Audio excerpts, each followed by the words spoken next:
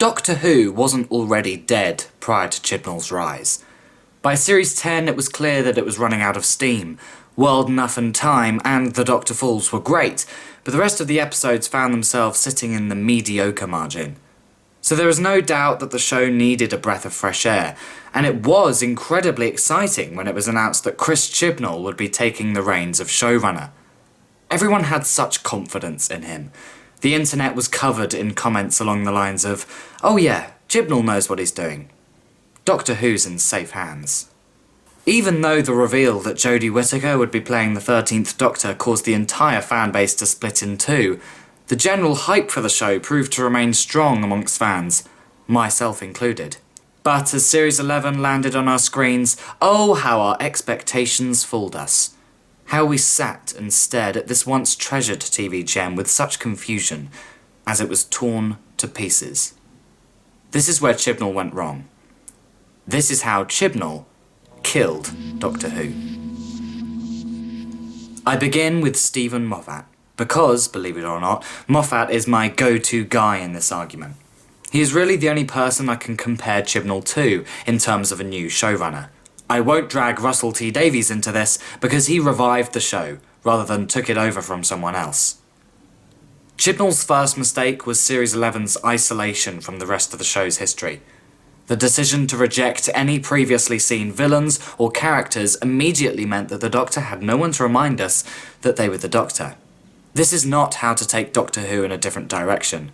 Moffat executed a new direction brilliantly in Series 5. He brought a whole new vibe to the show, which was very different, but by episode 3 we had seen the Daleks, and by episode 4, the Weeping Angels and River Song.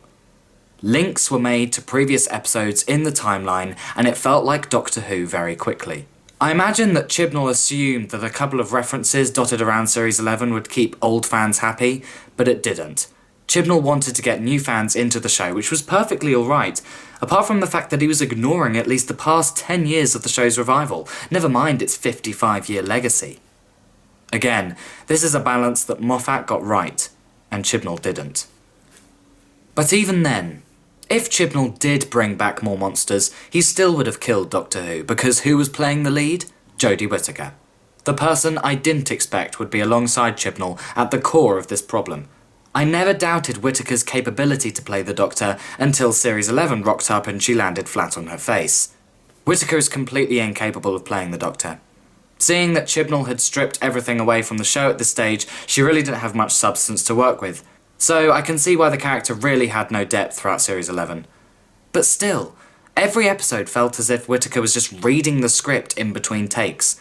I've never been so unconvinced by a lead actor in film or TV. I actually didn't mind her in The Woman Who Fell to Earth, or even The Ghost Monument, because like every other Doctor, I assumed that 13 was going through her post-regeneration trauma, the period where the Doctor is more hypersensitive and fast-paced after regenerating. But the series continued on, and she really didn't change that much. Usually, by around the Doctor's second or third adventure, they settle comfortably on their incarnation's personality. They may take longer figuring out who they are. Part of Series 8's arc was the 12th Doctor trying to understand if he was a good man or not, but Whittaker's Doctor isn't its own thing. She's trying to mimic Matt Smith and David Tennant, but failing miserably. There were times in Series 11 that both Chibnall and Whittaker had opportunities to develop the 13th Doctor, but never went through with it. I was so hopeful in The Witchfinders when King James questioned the Doctor hiding behind the title Doctor. And I suppose Chibnall just forgot about the series arc he set up in The Ghost Monument, when those material monsters started reading the Doctor's mind and something came up about the mysterious, timeless child.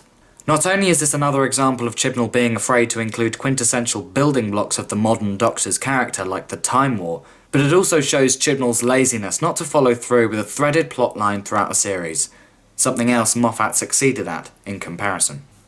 Through his pathetic writing, Chibnall has ended up creating a Doctor that lacks so much empathy and care that someone could probably diagnose 13 as a sociopath. Some may argue that the 12th Doctor lacked care in Series 8, but Moffat did that intentionally, whereas Chibnall has not. This was seen in Arachnids in the UK, after Graham gave a heartwarming speech about wanting to travel with the Doctor after losing Grace. The Doctor didn't even acknowledge what Graham said, or the difficult time he'd been through. She just looked past him and asked Ryan and Yaz if they wanted to come along too. Another time this was seen was in It Takes You Away, after Graham had to reject an alien replica of Grace.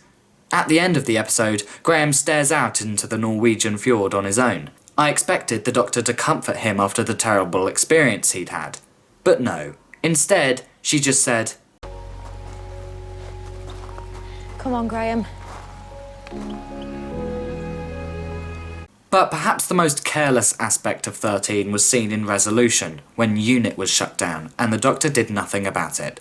When she discovered this in the episode, I honestly expected that at the end she would reboot UNIT, and recruit those 2 archaeologists as part of a new team. It felt like Chibnall was purposefully stamping on fans' feet by doing this. UNIT is such a significant part of Doctor Who history, and if it was shut down for lack of funding, then the first thing the Doctor would do would be to immediately get it back running. This goes to show how 13 just isn't the Doctor, and how Chibnall simply has no idea what he's doing. It was after watching Rosa that I realised what kind of show Chibnall was turning Doctor Who into.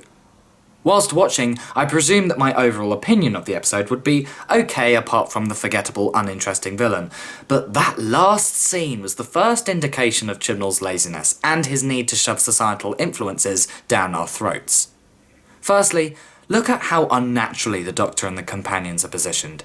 There is no way that this is a natural pose for a group of people having a conversation.